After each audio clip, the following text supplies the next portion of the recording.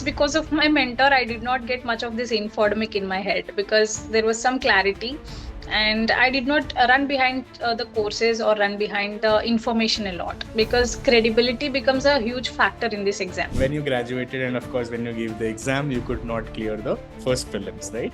Yes. What was your mindset then?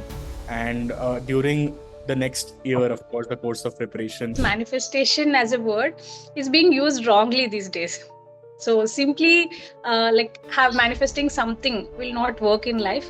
Manifestation will be a vision, and for that vision to come true we shall work harder really well. I maintain the micro theme notes for each of the topic mentioned in the syllabus. I had a micro theme notes which is handy, and after that, sir, I started writing answers. What is the message you would want to give to the Shivani who could not clear prelims in the very first attempt, if you have to look back in the hindsight? It was a surreal moment for me, sir, because I was sitting in front of some distinguished people for the first time in my life. At Civilsdaily also, we are emphasizing a lot on micro themes notes, and all the rankers also coming up these days, they are also talking about note making with respect to micro themes only. I started my full-fledged preparation after I joined the Ultimate Assessment Program at Civilsdaily. There is a 12-month strategy which I have done on Civilsdaily platform only. I reached out to the Civilsdaily team. Civilsdaily. Current affairs में Civilsdaily. Civilsdaily. Civilsdaily. With Civilsdaily. Civilsdaily. Civilsdaily. Civilsdaily. To Civilsdaily. Civilsdaily. Civilsdaily. Civilsdaily. Civilsdaily. A mentorship program of Civilsdaily, and that did help me a lot. Good evening, everyone. We have a very special ranker with us today. She is Shivani, and she has secured All India rank 11 in this year UPSC examination. She's a techie. She did this in her second attempt. In the initial attempt, she could not clear prelims. And from there on, this year, she has secured All India rank 11. She reads and she has a lot of interest that you would be knowing very, very soon. So thank you, Shivani, for taking out your time and joining us. Before I dive deep into the core academic questions, I would want to know the Shivani behind the rank. So who really is Shivani when she is not studying? What are the hobbies she's pursuing? What is she doing if she's not studying? Yes. Sir, I am basically like any other normal girl. Like, I have a creative interest. I love painting and I love reading fiction and non-fiction books. I read a lot and I practice yoga. I practice journaling, and sometimes I write poems also. And I have a lot of interest in creative fields. Like, I love music, enjoying listening to some good music, and I love listening to Qawwali also. So these are my certain interests. Right. So when you graduated and of course when you gave the exam, you could not clear the first prelims, right? Yes. What was your mindset then? And during the next year, of course, the course of preparation, was there any moment or were there moments when you thought that this is not your cup of tea and you should go back to private sector and you should choose a life probably that's more happening, and what a life am I into now? So were there any low moments like that? And if there were, how did you really overcome them? Yes, sir. So there were really a lot of moments like that, and each and every question that you mentioned, I experienced that all through the year that I failed the prelims. And initially, the first prelims that I gave, I think maybe I was way too nervous and anxious. Like, I was confident also, but the nervousness was pretty much. I was running behind the different resources, and I did not have a fixed book list to study. So I was basically not keeping my book list minimum. So there was a natural anxiety happening. And post the prelims failure, there were many moments when I thought I shall go back to my corporate sector. So because I will have some backup as a career in my life, and also I'll have something more happening rather than sitting in a room studying for hours together. So there were many moments like that, and time and again, one important hobby that helped me all through my journey is that I write journals. So in my journal, I used to write the situation, like how I am experiencing things right now, what's my perspective towards these situations. And at the end of each of my journal entry, I used to write that I have a lot of belief in myself and I shall complete this race that I have begun. So this was my motivation, sir. Right. How did your family react when you told them that you want to give the biggest exam in this country? So what was their reaction? Of course, we can come to that, how they feel now. but we will save that for the later stage.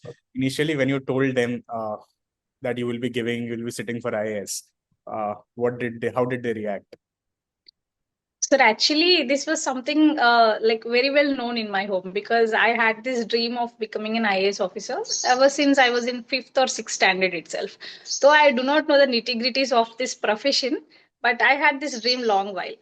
And they were actually sure that I'll be writing this exam, but they didn't know that it's just right away after my graduation. So when I told this about home, we discussed a lot about whether I shall pursue a career in my core sector or whether I shall pursue civil services. So then, after thinking of the pros and cons, maybe my father he also told me that since you started preparing for it already in the pandemic, so just give it a try. Like you're in your early 20s, so not much is in stake right now. So they said to go ahead, and probably that is a motivation for me to take this biggest risk right after graduation. And was he also the support system when you felt really low in the preparation? Like, did you really go back to the father only, or you had other people to go around? Yes, sir. I had my father and other people like friends and well wishers. They were there for me all the time. And though I'm not that person who is regularly in touch with them, but whenever I needed, those people were there for me. They constantly boosted up my morale. And without them, I think this is not possible, sir, because we humans require some support system to go on despite the challenges. And I also see sabr and perseverance there in your background. How important are these affirmation on a daily basis that, this is an exam that has to be, that I can crack. I have the belief that I can crack. And sabr and perseverance, how does these words impact you on a daily level? Yes, sir. I think the experiences that we get in life, they'll make us much humbler than yesterday. And the same is the case with me. Like during the first attempt, I was that confident kid. Like I have did all that hard work. Like why should I not get the rank or why should I not get selected? That was my mindset back then. But experiences in life, as I told earlier, they'll make us humbler. And during that long wait after prelims failure, I realized the art of patience. How much is it required in life?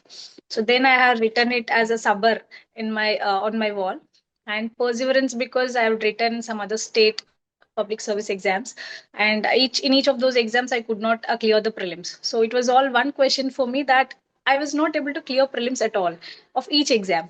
So I realized that this is some test for me. So then I have written perseverance on my wall.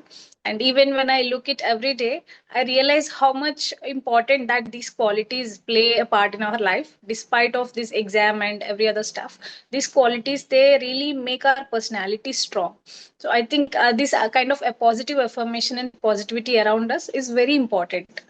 I mean, you could not clear prelims of any exam you gave so far, before UPSC, of course. And after UPSC also, you could not clear the first stage. And right after that, you topped the biggest exam. You secured All India rank 11. Did you also manifest a top rank somehow, somewhere in your wall behind? Yes, sir, sure. Like I had manifested somewhere in top 50. So that was my manifestation. And I believed it so strongly that I used to write it on my planner every night. So every Hmm. night before I go to bed, I'll plan things that I should do tomorrow. And after that plan, I'll write that I'll be in top 50. So that is my manifestation and a firm belief. And sir, I think I need to clarify something here because manifestation as a word is being used wrongly these days. So simply like have manifesting something will not work in life. Manifestation will be a vision, and for that vision to come true, we shall work hard really well. So when those both things combine, then only we'll get some optimum result. Hmm. You seem to be quite philosophical also, Shivani. Was there any philosophy that you were following, or were you in spirituality by any chance? Yes, sir. Probably a friend of mine suggested to go through Stoicism during the prelims failure. So then I got deeply interested in Stoicism, and I do read Bhagavad Gita. So maybe that kind of knowledge or wisdom is being reflected in my spiritual words. Could you share some example of either Stoicism philosophy or Bhagavad Gita philosophy? Whenever you were low, these words came back to you to overcome the situation of that loneliness. Could you share anything like that? Probably in Stoicism, we focus much on the efforts. The result is not at all like in picture. Every day we have to do some work that we are the duty that is bestowed upon us, and no matter how things go, we shall complete that duty. And our thinking capability should be limited to that extent only. Whatever happens beyond the efforts is not in our hands. And Stoicism also made me to be rational in my life. So sometimes, sir, when there are experiences like failures, we get so much personal and we get emotional and we lose the thought of rationality. And Stoicism helped me in being rational, like where I'm really going wrong, that should be the focus, my area of focus. And in that way, Stoicism helped me to think rational and act rational. And Bhagavad Gita, so specifically, I started practicing yoga just after that break of first prelims. So in that Bhagavad Gita also there is a verse which mentions what is called yoga. So in that Lord Sri Krishna says it is equanimity, the ability to treat success and failure, possibility and impossibility on an equal lane. So that is equanimity, and that equanimity itself is yoga, which is the balance of life. Hmm. Since you also talked about rationality, Shivani, did you have any plan B? Because you were ultimately attempting a very uncertain exam, and there were quite a chance that you could have not made it this year also at any stage. So, was there any plan B, or you thought of pursuing more and more had you not made it into the list? Yes, sir. Technically, sir, I had applied for 2025 also in February, keeping in view the uncertainty that is this exam holds. But yes, sir, I probably thought of giving a break to UPSC this year. Like in this second attempt, if things did not go well as I planned, I thought I shall take up a job in corporate sector, because my career did not start in core sector, because right away after graduation I jumped into the preparation, which is not advisable, I think, in these days. I probably took that risk, but it is risky for each one of us. So then I probably thought I shall give a try at my core sector again. And if I find that passion again, so maybe I can find things manageable while having a job. So that was my plan of action. So plan B is not just about a job or financial independence, it's about your mental health as well. Do you think it's important for UPSC aspirants to also know when to pause? Because people only see this exam either to make it or leave it forever. I see aspirants operating on extremes. So they are like, either we will make it or we will not give it again. But I think pause is very underrated. When pause is very underrated. Like when to pause for a while, probably explore other areas, and then probably come back again to the preparation. Do you think it's quite underrated? Do you share the same opinion? Yes, sir. It is underrated because we glorify success so much so that we'll blur the lines between these uncertain factors. So maybe in that sense, sir, plan B is very important because it will give you that strength to bounce back in life. It's not about leaving the exam altogether. If you find that fire still in your life that you have to appear for civil services, you can do it anyhow, managing a 9 to 5 job probably, which will give you a strength to bounce back. So maybe, sir, in that sense, we should not glorify success altogether, because efforts are done by each one of us, and there are a lot many factors in deciding the success. Correct. It is rational to have a backup. Right. You also come from a technical background and you chose anthropology as your optional. Like, was this a strategy or you really developed the passion for the subject? Sir, initially, as I told, I started this in the pandemic period just as an interest. So it was not something that I shall take this as an optional or something, but out of genuine interest for the subject, I started it. Over the while, after referring to the topper strategies and PYQs, I thought like let's give it try, because coming from technical background, I did not have much introduction to these humanities. So maybe this will give me a time off from the studies, and this will give me some genuine interest, because until then the terms like culture, religion, language was taught to me just like any other. There was no specific introduction to me to these core concepts, but anthropology gave me that. In that sense, sir, I took anthropology as optional because it gave me so much of interest and curiosity. Right. So while you were also dealing with mains, what was the hardest part? Was it content? Was it speed? Was it clarity? Or was it something else? and how did you overcome any of these parts? Sir, I think each of the like terms that you mentioned, there was a challenge to some extent, because right after prelims, when we get the result that we are going to write mains, we do not have the clarity like how to deal things, because the syllabus itself is enormous. We have the GS papers, optional, current affairs, a lot of it was there, and naturally we lack that clarity at that time. So it will consume some time for us aspirants to have that clarity. But if we have that clarity beforehand on how to approach different papers, it will become a lot more easier. Hmm. And so related to content also, though we read a lot for prelims and mains during preparation stages, we fail to write a good answer in the time limit to that demand of the question. Hmm. So content itself also becomes a problem. When it comes to speed, obviously we did not have such practice. So speed also becomes an issue. So, sir, for each of these issues, I maintained one simple strategy that I'll divide the time for each of the GS papers. For example, 1 week or 10 days for GS1. So I scheduled it like that, and I maintained the micro theme notes. For each of the topic mentioned in the syllabus, I had a micro theme notes, which is handy. And after that, sir, I started writing answers. For example, if I had a schedule for society for certain topics on particular day, I will read those topics, and in the evening I'll attempt the PYQs on those topics in the stipulated time limit. I used to maintain a stopwatch for that, and after writing the answers, I will analyze it with my notes. Like, was the content clear enough? Was it exactly like in my notes, or is there something really lacking that the demand if question is not met? Hmm. And speed factor is also checked. And after that, I used to reflect on the value addition. Like, was there any kind of value addition that is seriously missing in my answer? So on basis of evaluation on these criteria, I used to go ahead with the practice. At Civilsdaily also, we are emphasizing a lot on micro themes notes, and all the rankers also coming up these days, they are also talking about note making with respect to micro themes only. I think this is the only way to go forward now, and you really can't go anywhere else. So what's the journey? You identify the PYQ first, and the repeating themes and the micro themes, and then you do the note making, and then you crisp it to one pager notes for revision. Is this the correct way, or you did something else? Sir, most probably I did the similar way. Like, I referred the micro theme notes, I made my notes. And one important thing is that, sir, the notes is not perfect in any stage of the preparation. Aspirants should realize it, because nobody else knows that this something is perfect for the exam.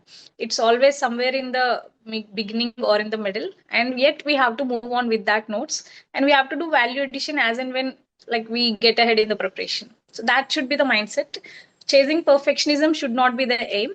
Chasing some decent content with value addition and required amount of speed. This should be the process. And sir, micro theme notes, I followed it extensively. As I said, I used ChatGPT for that. I used to give some commands, and in that specific structure, only ChatGPT used to give me some answers in bullet points. I used Hmm. to take only those important pointers which I seriously lacked. So I did not use to copy all the material from ChatGPT. Only those points which I thought were really useful. So I made them into a short notes. And as and when the exam is approaching, say for example, 15 days before the mains, I used to make a list of keywords. So those keywords shall be used as dimensions or headings or important points in my answers. So in this way, I maintained micro theme notes and later enriched that into some value addition. And after that, I made some keyword list. So this is my mains preparations. No, the aspect you said wonderfully, that there are no perfect notes, and which also generate a lot of FOMO, especially with the Gen Zs these days, fear of missing out. And there is an infodemic around. Everybody has to offer something on internet, right? Yes. So mental health then becomes a great. Mental health gets disturbed, obviously, because there is so much available. There is a fear of missing out, and main syllabus is huge. So did you also went through any of these problems, and how did you again overcome that? Sir, as I said earlier, it's because of my mentor. I did not get much of this infodemic in my head because there was some clarity, and I did not run behind the courses or run behind the information a lot because credibility becomes a huge factor in this exam.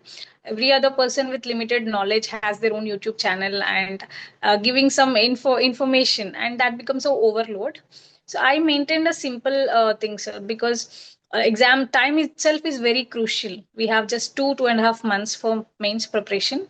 So I just maintained a simple thing that whatever decent content that I get for a micro theme, I'll not go beyond that. Only if something is related to value addition or some current affair event, only that will be included in my notes. And other than that, I will not entertain any other pointers or information on that topic once the notes is made.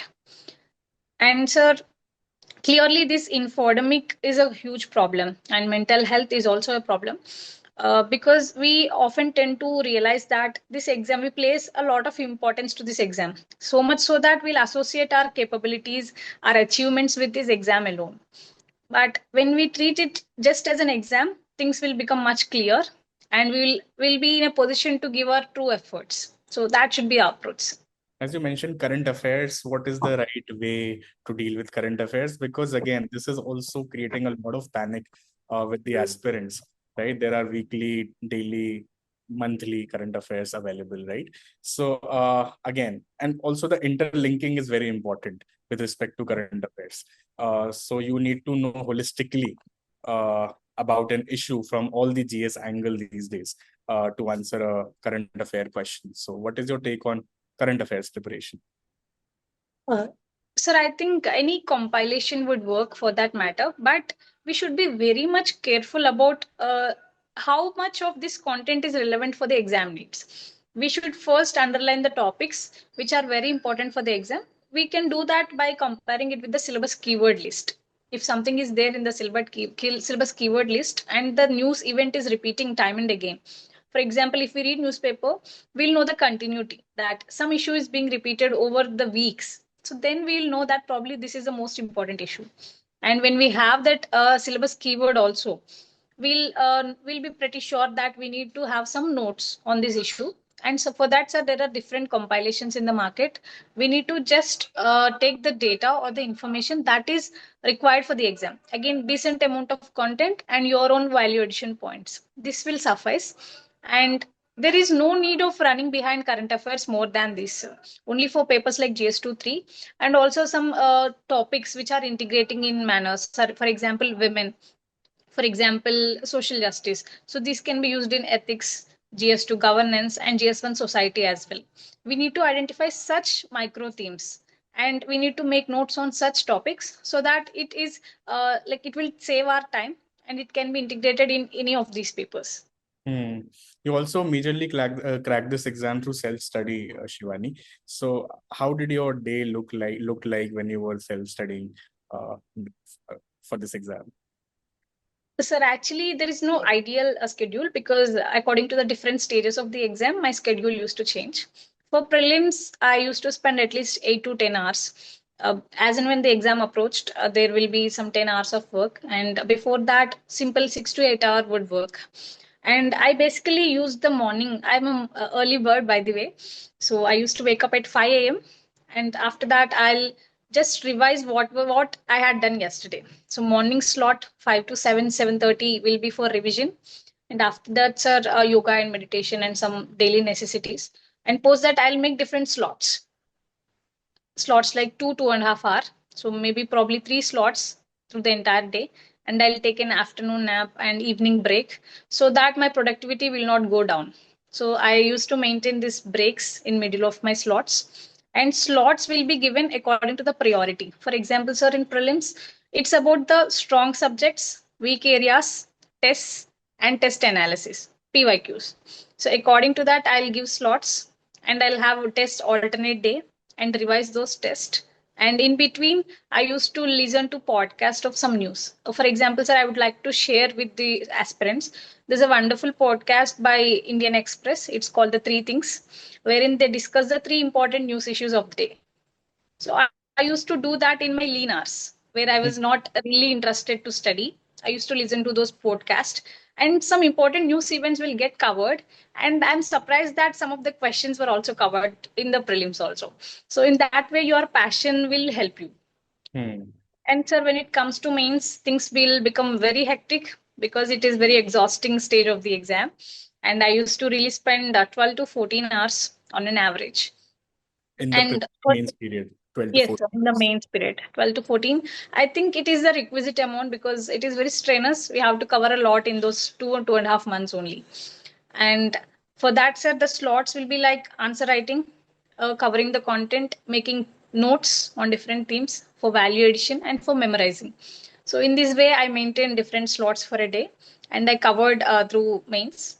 And so for interview, it will become some fun and enjoying activity because we analyze about our own selves. And I used to have slots for newspaper reading, then analyzing the topics from newspaper, and enriching my DAF notes. So this was my time schedule, sir. Any advice that you think which is overrated when it comes to UPSC preparation? You might have heard online, you might have read. What are the advices that are seriously overrated with this preparation?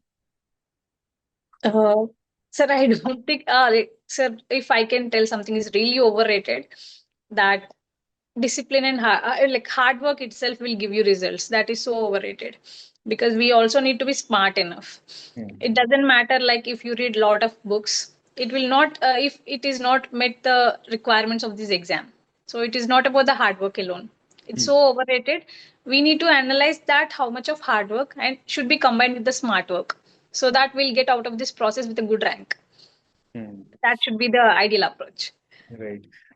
Now coming back to the interview process, how did the day in the Dholpur house look like? And you had so many things in your DAF with respect to Bhagavad Gita also. So were the questions on the anticipated lines, or was there anything that caught you off guard that day? Sir, my interview in the Dolpur house, it is that day that I'll remember throughout my life because at that day, I did not have much of the strength due to some health reasons. But I persisted the day.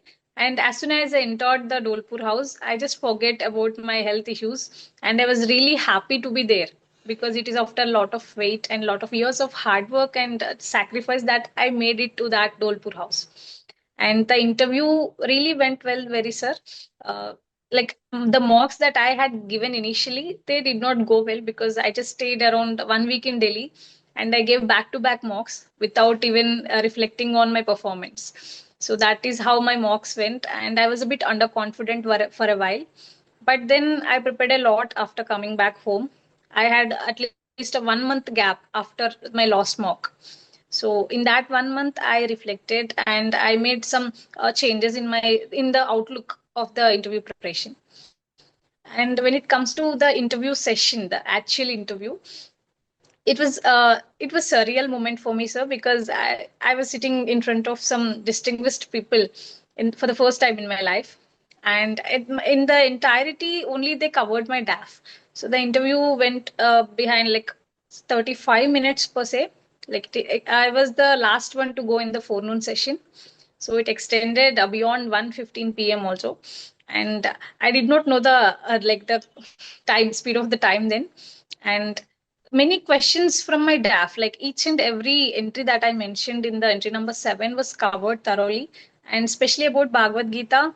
Every member of the board asked me something about Bhagavad Gita. So almost I can say somewhere around 7 to 8 questions on Gita were asked itself. And other than that, my areas of interest, my hobbies, and my achievements. So all of these were covered in entirety. And to my surprise, no single current affair question was asked.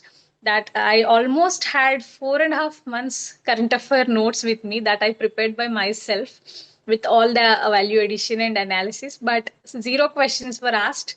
That was to my surprise, and it went really well, sir. I felt really happy after the interview. Great. And now we have to talk about what has changed after All India Rank 11. So what has changed after All India Rank 11 overnight? Oh, yes, sir. Overnight, there was a lot of attention on me. I was that kind of person who minds my own business and not will get indulged into any other stuff.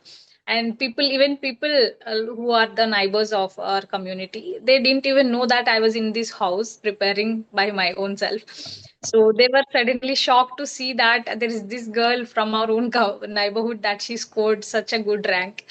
And a lot of happy tears, happy hugs, because it's a dream come true moment for me, sir. Because it's not just a 1 or 2 year preparation, but it's a childhood dream. So that really changed. And many people, they are coming and greeting me, and I could not even spare time for myself in these days. Right. So, again, what is the message you would want to give to the Shivani who could not clear prelims in the very first attempt, if you have to look back in the hindsight? Yes. It is to just go through the challenges, because nobody's way is so like clean and simple. You will always get challenges, and just believe in yourself no matter how hard things go. Always believe in yourself. Only think about the controllables in life. Beyond that, we'll have no control. The uncontrollables in life, we'll never have the control on them. So just focus on the controllables, keep your best of the efforts, and move on. If you could not make it, maybe some good ways or better ways are waiting for you ahead. So just be calm and go ahead. Have you thought, Shivani, what kind of an officer would you be? What other areas you want to work for? Do you have some vision specifically with some area that you really want to work in? Sir, I envision myself as that officer who will bring some change. I do not know the extent of it because I'm not yet in the services, but I'll definitely bring some change in certain areas. And over the time, sir, especially the subject of anthropology has garnered a lot of interest in me regarding the tribal development and women empowerment. So maybe these are the two areas that I'll be very keen in working going ahead in the life. Right. And now that you are a symbol and hope for many, and so how do you want to be remembered when you end this journey apart from the rank? So apart from rank 11, Shivani, how should people remember you when you are done with your civil services career? Sir, if it is not way too much to dream, I actually like I had the role model of Dr. Kalam. Our institute was also named after Dr. Kalam. And sir, I always remember the person, like even when I heard the name of Dr. Kalam, I'll remember him as a person, the kind of person he was. So that will come first rather than his achievements or contributions in science or to the as a president of India. So I also want to be remembered as a good person with some contribution touching few lives. And it's all about the person that I am. So I think beyond every designation or profession, as a person that I am, I shall be remembered like that. Wonderful, Shivani. I'm sure you would be an officer who would touch many, many lives. Uh, Thank you so much for spending your time with us. It was a pleasure interacting with you. All the very best. I'm very confident you would be a great, great officer. Thank you so much, sir. Thank you for having me here and having to share my thoughts with you all. I really thank you, sir, for this opportunity.